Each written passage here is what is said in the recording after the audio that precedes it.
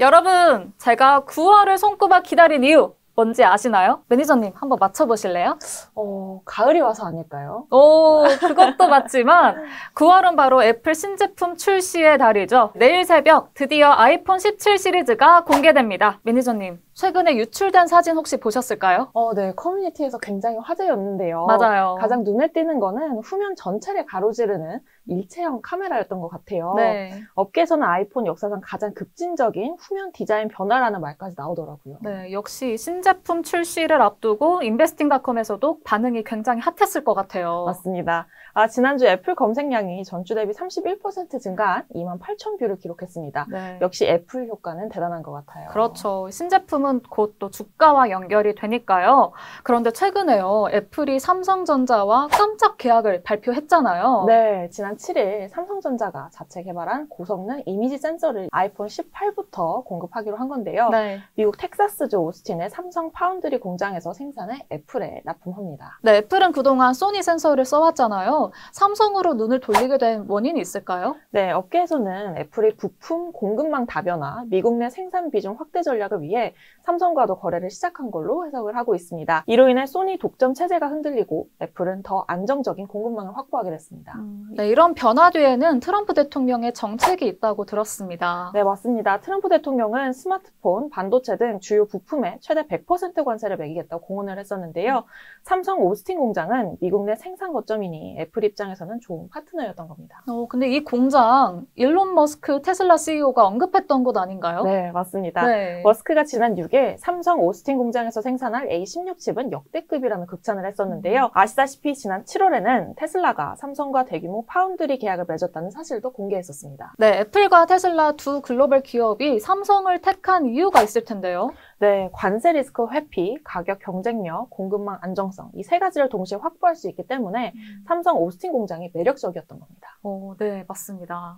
어떤 주식을 사야 할지 고민되시나요? 지금 당장 인베스팅 프로를 구독하세요. 네, 그런데 이런 호재 와중에 한국 기업들에게 충격적인 사건이 터졌습니다. 바로 LG 에너지 솔루션과 현대차가 짓고 있는 미국 배터리 합작 공장에 한국인 수백 명이 체포가 됐다는 소식이 전해졌는데요. 어떻게 된 걸까요? 네, 맞습니다. 트럼프가 트럼프했다고 할 수밖에 없을 것 같습니다. 네. 네. 지난 4일 미국 조지아주 합작 공장 공사 현장에 이민당국이 급습해 한국인 300여 명을 포함해 총 475명이 구금됐습니다. 네. 구금 대상 대부분은 협력사 및 설비 협력업체 직원이며 LG 에너지 솔루션 소속 직원은 47명, 현대차 직접 고용 직원은 없는 것으로 확인됐습니다. 이렇게 이유 없이 대규모로 구금을 하진 않았을 텐데 대체 왜 그런 걸까요? 네, 핵심은 비자 문제였습니다. 정식 취업 비자 없이 단기 출장 비자로 들어와 일한 사례가 많았던 거죠. 그동안 숙련된 인력이 부족하다 보니 단기 출장 비자로 급화되는 게 관행처럼 이루어졌는데 이번에 미국 정부가 강력하게 법을 적용한 겁니다.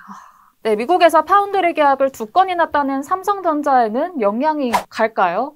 삼성전자뿐만 아니라 미국의 대규모 공장을 짓고 있는 모든 기업이 영향을 받을 가능성이 아무래도 있을 것 같아요. 특히 이번 사태 이후 미국 정부가 외국 기업 인력의 비자 요건이나 현장 검증을 더 까다롭게 강화할 거라는 전망이 나오고 있습니다. 네, 그렇다면 삼성전자 오스틴이나 테일러 공장에도 영향이 있을까요? 맞습니다. 협력사 엔지니어나 전문 기술 인력을 파견하려면 앞으로 비자 발급과 심사가 훨씬 까다로워질 수밖에 없습니다. 네, 결국 국내 기업들이 미국 투자를 바라보면서 불확실성을 느낄 수밖에 없을 것 같아요. 불안감이 클 수밖에 없는데요. 신규 공장 건설이나 증설을 준비 중인 기업들 입장에서는 이번 사태가 비자 리스크를 경고하는 신호가 된 겁니다. 출장이나 단기 비자 과정에서 법률 위반 소지가 있으면 투자 차질이나 일정 지연은 불가피하다는 목소리가 업계에 확산되고 있습니다. 네, 그렇다면 삼성전자는 문제가 없을까요? 이미 현지 공장에서 인력 수급이 어렵고 협력업체 파견 인력의 비자 발급이 지연되는 사례가 있었는데요. 이번 구금 사태는 사실상 산업 전반의 리스크로 확산된 상황이라고 볼 수 있습니다. 참 삼성전자 파운드리가 드디어 날개를 달고 다시 날아오르나 했는데 이런 변수가 다시 발목을 잡는 느낌입니다. 어떤 주식을 사야 할지 고민되시나요? 지금 당장 인베스팅 프로를 구독하세요. 기자님 혹시 1 더하기 1은? 2. 2가 아닙니다. 3입니다. 왜 2가 아니고 3이죠? 네, 우리는 1 더하기 1이 2가 아니라 3이 되는 일을 해내겠다. 기억하실까요? 혹시 애플 CEO? 네, 맞습니다. 2023년 팀쿡 애플 CEO가 중국 행사에서 한 말인데요. 애플이 현지 협력사와 장기간 탄탄한 파트너십을 쌓아오면서 다른 스마트폰 기업들은 따라오기 힘든 수준의 생산성을 만들어냈다는 점을 강조한 말이었습니다. 네, 이야기를 들어보니까 애플이 중국에 상당히 좀 의존을 하고 있다 이런 느낌이 드는데요. 그런데 최근에 삼성 디스플레이와 중국 디스플레이 업체죠. BOE 간의 법적 분쟁이 있었다는 소문을 들었습니다. 네, 맞습니다. 삼성 디스플레이와 BOE가 올레드 기술을 놓고 특허 영업비밀 침해 소송전을 벌이고 있는데요. BOE는 삼성 디스플레이가 자사의 올레드 특허 4건을 무단 도용했다며 미국 텍사스 동부지방법원에 소송을 냈습니다. 반대로 삼성 디스플레이도 BOE와 그 자회사를 상대로 미국 국제무역위원회 ITC에 영업비밀 침해 소송을 제기했습니다. 업계에서는 이 분쟁의 배경에 애플이 있다 이런 말이 있더라고요. 네, 애플이 디스플레이 단가를 낮추기 위해 공급망에 BOE를 끼워 넣으면서 두 회사 간 경쟁이 격화됐다는 분석이 많습니다. 네. 전직 애플 직원의 증언에 따르면 애플이 BOE를 키워주면서 삼성 수준의 올레드 생산력을 확보하도록 지원했다는 의혹까지 있어요. 이 과정에서 삼성의 기술이 중국 업체에 넘어갔다는 주장도 나옵니다. 참 이렇게 정확한 정황이 없어서 아쉬운 상황인 것 같은데요.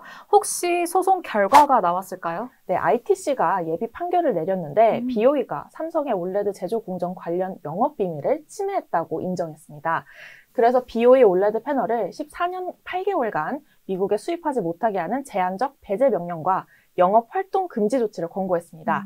최종 판결은 11월 예정인데 예비 판결이 워낙 구체적이라 뒤집힐 가능성은 낮습니다. 내년 폴더블 폰 출시를 앞두고 삼성전자에게는 좀 상당히 긍정적인 소식이겠는데요. 이 삼성 디스플레이 전망은 혹시 어떻게 보시나요? 삼성 디스플레이는요, 상장사가 아니기 때문에 모회사인 삼성전자 주식을 매수하는 게 간접 투자하는 방식일 텐데요. 네. 현재 삼성전자 주가는 저평가 구간에 있다는 분석이 많습니다. 저희 인베스팅닷컴의 인베스팅 프로에 따르면요, 적정 주가는 83,000원대, 상승 여력은 약 18% 수준으로 전망이 되고 있어요. 재미있게도 인베스팅닷컴의 금융 AI 비서 워런 AI 분석도 비슷합니다. 네. 기술적 펀더멘탈 모두 강세 신호가 우세하고요. 단기 조정이 있더라도 전반적인 시장 심리는 긍정적이라는 평가가 나왔습니다. 네, 오늘도 인베스팅닷컴 황성아 매니저님과 함께했습니다. 저희는 다음 주에도 또 새로운 키워드와 인사이트로 여러분들 찾아올게요. 구독과 좋아요 잊지 마시고요. 그럼 다음 주에 만나요. 안녕! 어떤 주식을 사야 할지 고민되시나요? 유명 투자자들의 포트폴리오부터 적정 주가까지 단 1초 만에 확인할 수 있는 AI 분석을 통해 수익 가능성이 높은 종목도 추천해주는 고정 댓글에 할인 쿠폰 링크까지 주식 고수가 되고 싶은 분들은 지금 당장 인베스팅 프로를 구독하세요.